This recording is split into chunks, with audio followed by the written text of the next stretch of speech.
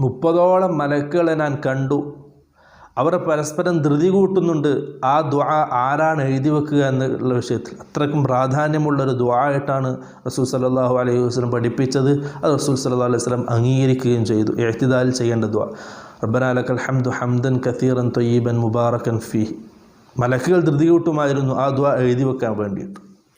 അതുപോലെ തന്നെ മറ്റൊരു ദുആ റസൂൽ സല്ലല്ലാഹു അലൈഹി വസല്ലം പഠിപ്പിക്കുക. അബൂ സഈദ് അൽ ഖുദരി റളിയല്ലാഹു അൻഹു ഉദ്ധരിക്കുന്ന ഹദീത്തിൽ കാണാം, റസൂൽ സല്ലല്ലാഹു അലൈഹി വസല്ലം റുകൂഇൽ നിന്നും തല ഉയർത്തിയാൽ റബ്ബനാ ലക്കൽ ഹംദു മിൽ അസ്സമാവാതി വമിൽ അൽ അർളി വമിൽ അമാ ശിഅത മിൻ ഷൈഇൻ ബഅദ് അഹ്ല الثناء والمجد أحق ما قال العبد وكلنا لك عبد اللهم لا مانع لما أعطيت ولا معطي لما منعت ولا ينفع ذا الجد منك الجد. എന്നീ ദുആ റസൂൽ സല്ലല്ലാഹു അലൈഹി വസല്ലം റുകൂഇൽ നിന്ന് ഉയർന്ന് ഇഅ്തിദാലിൽ ചെയ്യുമായിരുന്നു.